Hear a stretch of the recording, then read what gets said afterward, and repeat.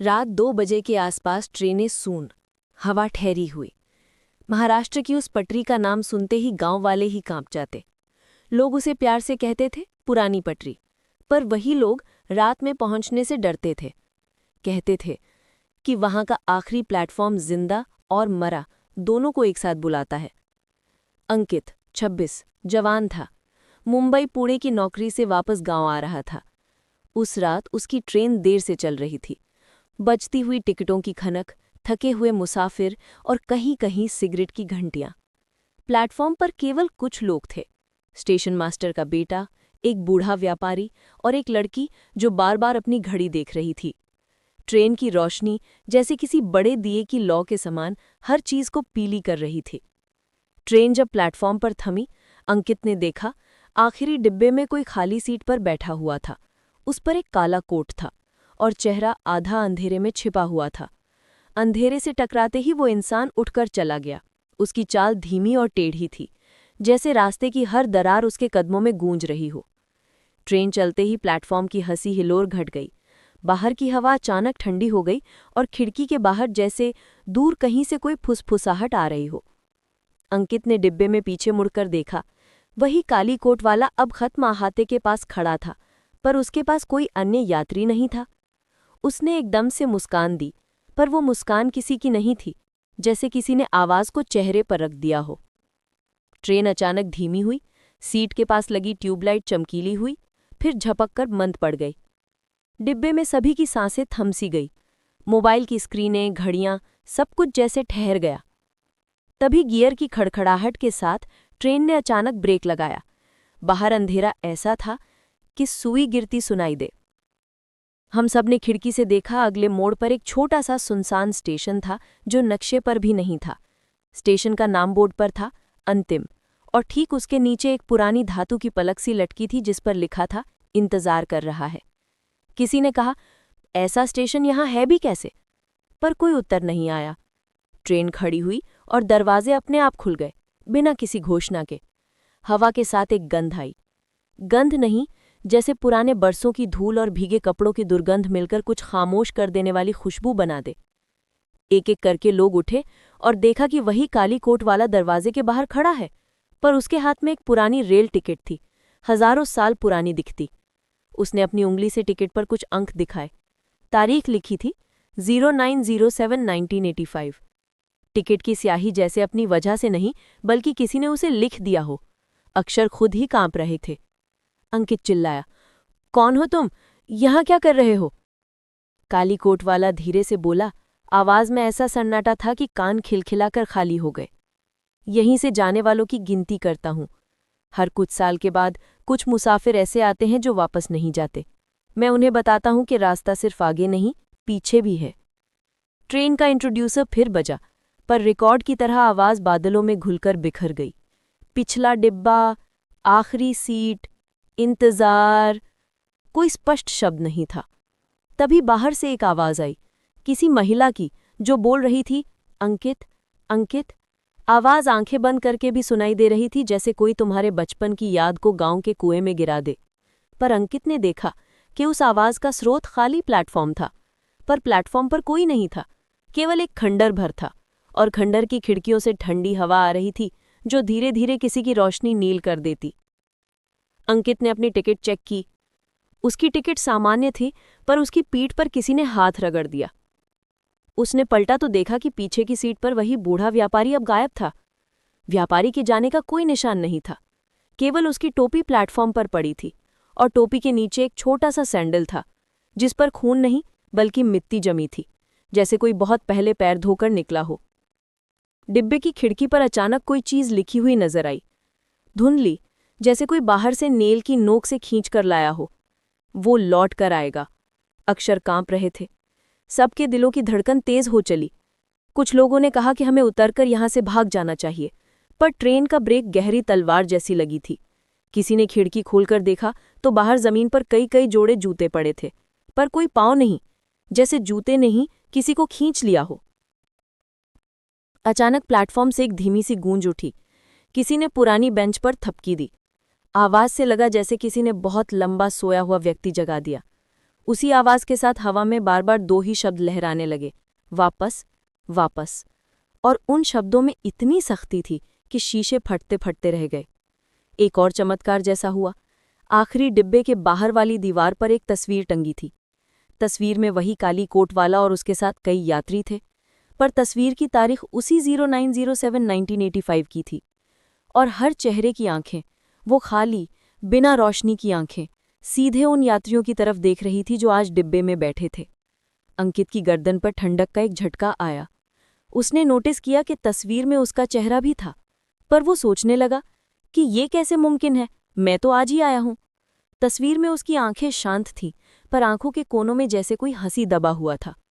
तभी वही काली कोट वाला पास आया और धीरे से बोला, जो तस्वीर में है वो सब वहीं रुक गए।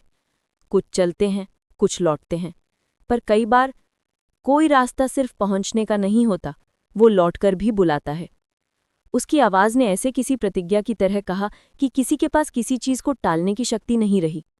ट्रेन की घंटी अचानक जोरदार हुई, पर वो घंटी मनुष्य की नहीं, किसी पुराने यंत्र की निकली हुई थी जो 50 साल से ज्यादा समय से बंद पड़ा था। सब लोग चिल्ला उठे। प्लेटफॉर्म की खिड़की के बाहर से किसी ने जोर से पुकारा, किसे तलाश कर रहे हो? पर जवाब देने वाला कोई नहीं था। केवल हवाएं आपस में एक दूसरे से बातें कर रही थीं, और उन बातों के बीच कोई एक नाम बार बार गूंज रहा था, अंकित। अंकित ने घबराकर खिड़की से झांका। सामने की पटरी पर एक पुरानी जर्जर सी ट्रेन खड़ी थी, जैसे किसी ने उसे बीच रास्ते में छोड़ दिया हो। उसकी रंगत धूसर थी और खिड़कियों के पीछे कुछ साया हिल रहा था। पर अधिक भयावह बात यह थी कि उस जर्जर ट्रेन की हर खिड़की पर छोटे छोटे चेहरे थे, बिना चेहरों के, बस आंखों के पुतले। और जब उस जर्जर ट्रेन ने धीरे से हॉर्न बजाया, तो हॉर्न की आवाज मनुष्य की चीख की तरह निकली, कच्ची, टूटती हुई और बहुत पुरानी। ट्रेन के दरवाजे अपने आप खुल गए और उस जर्जर ट्रेन की तरफ से एक आवाज आई। वो आवाज किसी ने घुटकर रोया हो, किसी ने मूक कर दिया हो। आओ, आओ, उसने कहा, यहां से लौटने का रास्ता है, पर लौटने के बाद भी सब कुछ वही रहेगा। अंकित ने महसूस किया कि उसके इर्द गिर्द की दुनिया बदल रही है। उसकी हड्डियों में ठंडक समा गई। उसने अपनी कलाई पर रखा घड़ी देखी। समय 2:07 हुआ था, पर घड़ी धीरे धीरे उल्टी चलने लगी।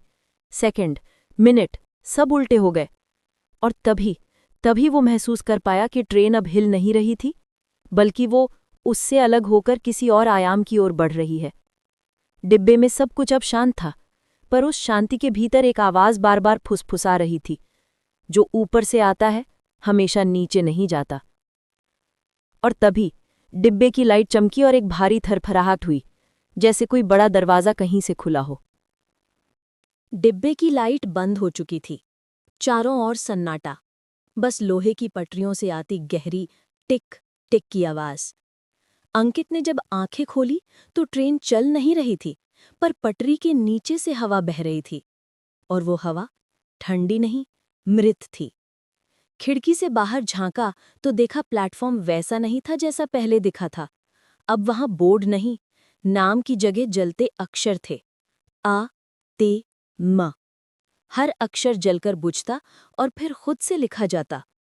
उसने बगल में बैठे यात्री को हिलाया, पर यात्री का सिर झुक गया। चेहरा नीला पड़ा था, आंखें खुली हुई, मगर उनमें कोई देखना नहीं था, सिर्फ कांच सी चमक। अंकित ने कांपते हुए हाथ बढ़ाया और जैसे ही शरीर को छुआ, वो राख बनकर गिर गया। राख नहीं, पुराने टिकटों की राख। ट्रेन की छत पर अब कुछ चल रहा था, धीमी चाल में, जैसे कोई आदमी उल्टा रेंग रहा हो। धातु की चादरें टकरा रही थी। खिड़की के बाहर से किसी ने बहुत धीरे से फुसफुसाया, वो लौट कर आया है। अंकित ने खिड़की बंद करना चाहा, पर खिड़की खुद ही खुल गई। बाहर उसी काले कोट वाला खड़ा था, पर अब उसका चेहरा दिख रहा था।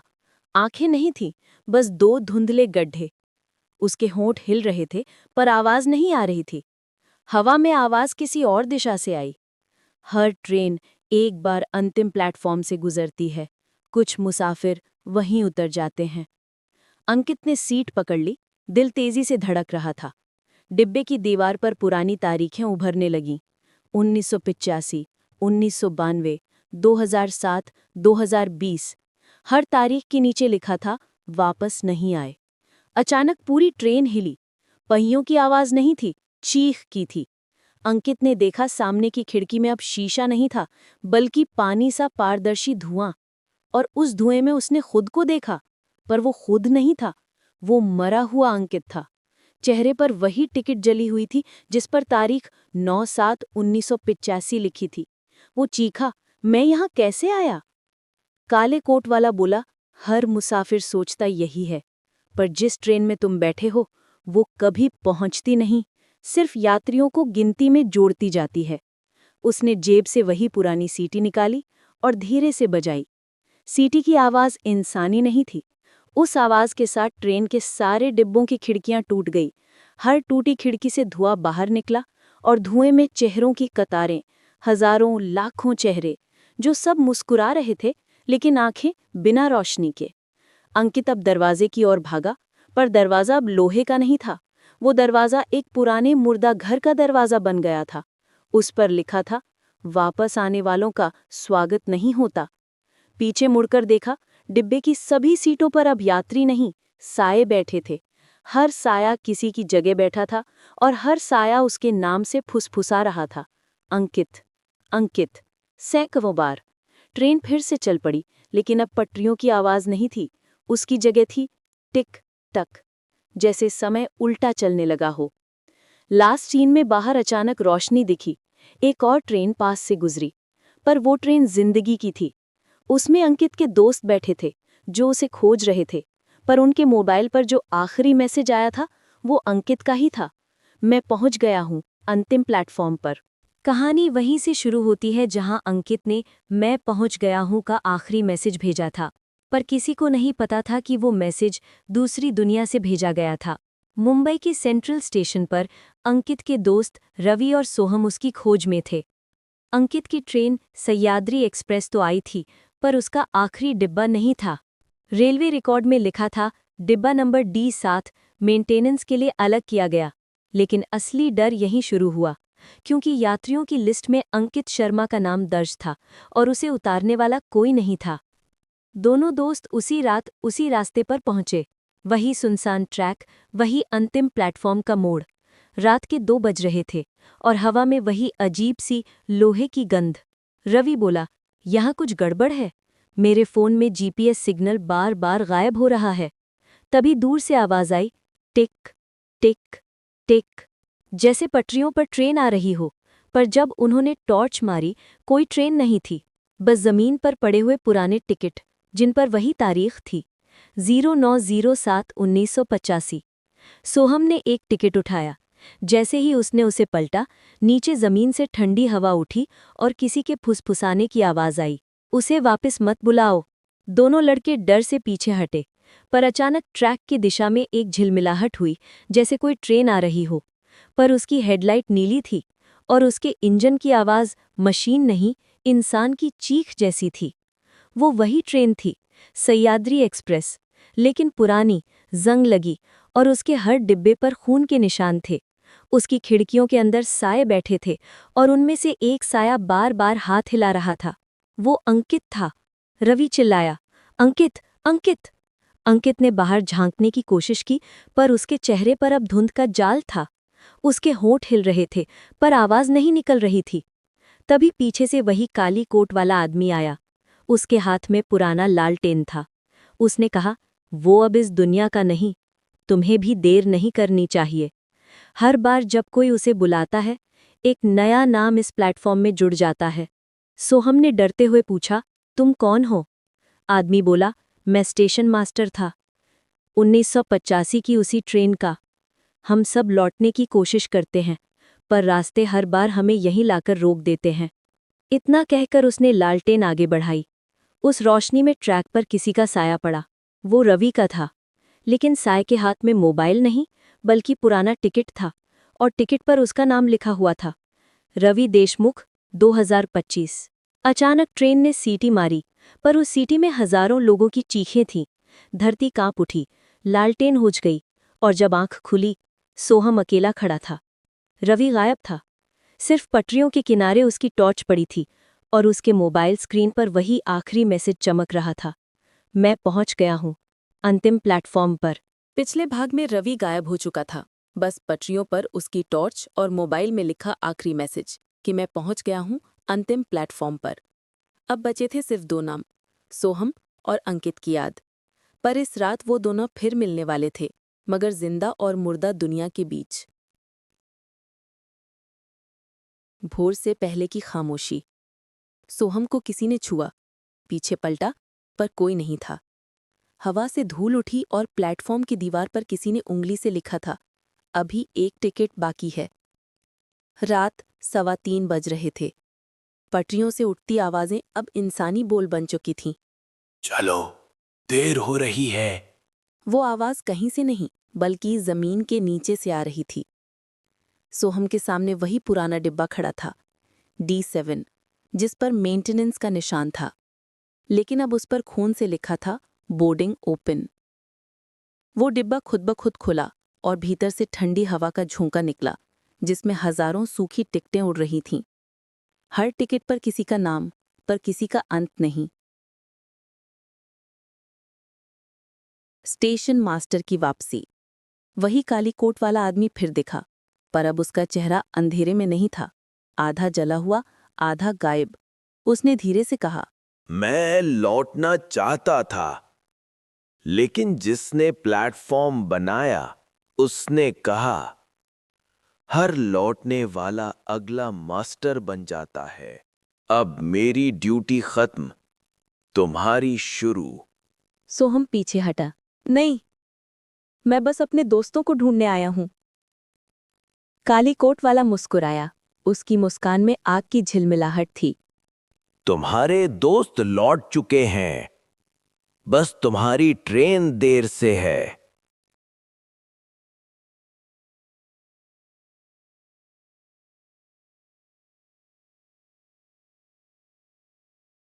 रात का समय था। रेलवे ट्रैक पर हल्की धुंध फैली थी। पुलिस की टीम वहां पहुंची, जहां पिछले 3 दिनों से 3 लड़के रहस्यमय तरीके से गायब हुए थे। स्टेशन का नाम मिटा हुआ था। बस एक बोर्ड पर खून से लिखा था, welcome to platform 0। Inspector Deshmukh ने टॉर्च जलाते हुए कहा, ये तो कई साल पहले बंद हो चुका स्टेशन है, फिर यहाँ ट्रेनें क्यों दिख रही हैं?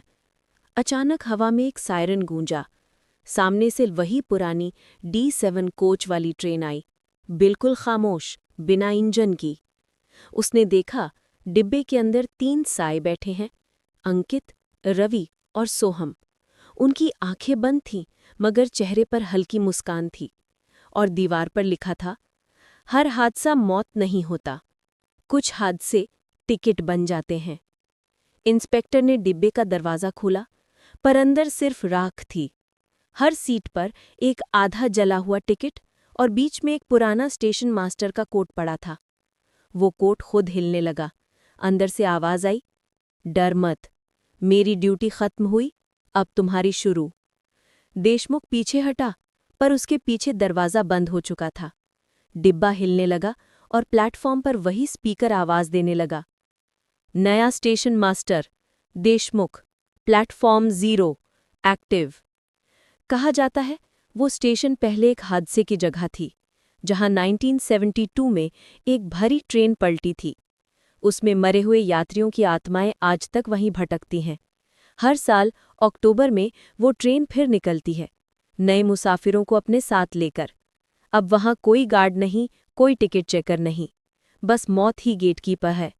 जो भी रात में वहां गुजरता है, उसे वही आवाज सुनाई देती है, अपना नाम बताओ, टिकट बना दूं। अगले दिन रेलवे रिकॉर्ड में दर्ज हुआ, inspector Deshmukh, missing in duty. उसके मोबाइल में आखिरी नोट मिला, मैं पहुंच गया हूं, अंतिम प्लेटफॉर्म पर। और बस एक बोर्ड पर फिर से लिखा था, boarding open for the next passenger. दोस्तों, ये थी अंतिम प्लेटफॉर्म की आखिरी कहानी, मौत का स्टेशन। अगर कहानी ने आपकी रूह तक सिहरन पहुंचा दी हो, तो वीडियो को लाइक करें और चैनल रात की कहानी को फॉलो ज़रूर करें। अगली कहानी आपके दिल तक पहुंचेगी।